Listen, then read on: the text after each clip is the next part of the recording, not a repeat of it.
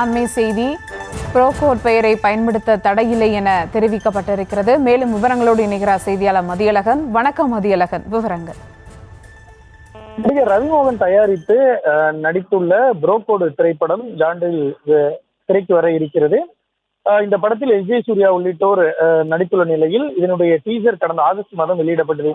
இந்த நிலையில் ப்ரோகோட் என்ற பெயருக்கு தங்களது நிறுவன பதிப்புரிமை பெற்றுள்ளதால் அதை பயன்படுத்தக்கூடாது என டெல்லியை சேர்ந்த இந்தோ டேஸ் பிரைவேட் லிமிடெட் என்ற மதுபான உற்பத்தி நிறுவனம் தரப்பில் ரவிமோகன் ஸ்டுடியோஸ் நிறுவனத்துக்கு மின்னஞ்சல் மூலியமாக தகவல் தெரிவிக்கப்பட்டது.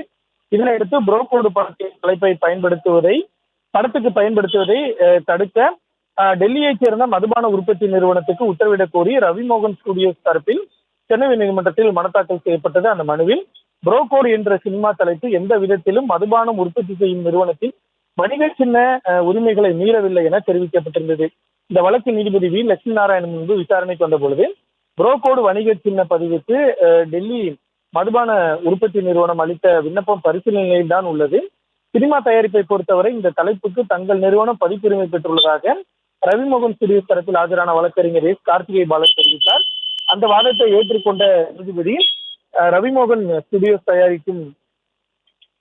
தயாரிக்கும் திரைப்படத்துக்கு ப்ரோகோட் பெயரை பயன்படுத்துவதை தடுக்கக்கூடாது என டெல்லியை சேர்ந்த மதுபான உற்பத்தி நிறுவனத்திற்கு 3 வார கால இடைக்கால தடை விதித்து உத்தரவிட்டார்.